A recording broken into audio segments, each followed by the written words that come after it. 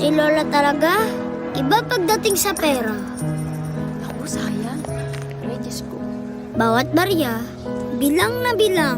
Ay, Diyos por santo. Sabi nga ng iba, ang lola mo, sobrang kunat. La, sorry po. Kulang po ako ng 25. Ay, hindi pwede.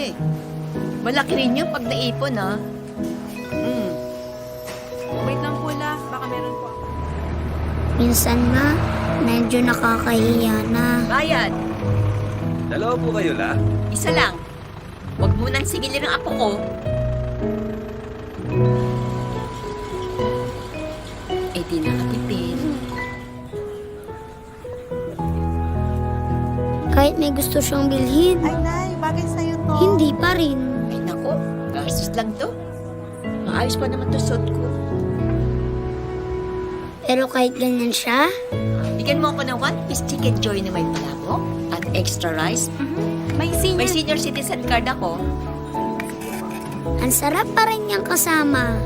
O, kita mo, ang laki ng natipid natin. Oo nga po. Halika na, kaya na tayo. Lahat sila nagtatanong, bakit siya ganyan? Pero hindi nila alam na si Lola sobrang tipid. Lola! Ay, hello, birthday boy! Sobra-sobra kung magmahal. Kyle, surprise! Wow. Para sa'yo. Di ba yun yung matagal mo nang gusto? Salamat po, Lola! Ang galing talaga ni Lola, no?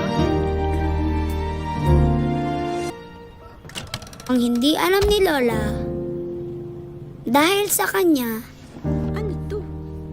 natuto akong ibalik ang pagmamahal na binibigay niya.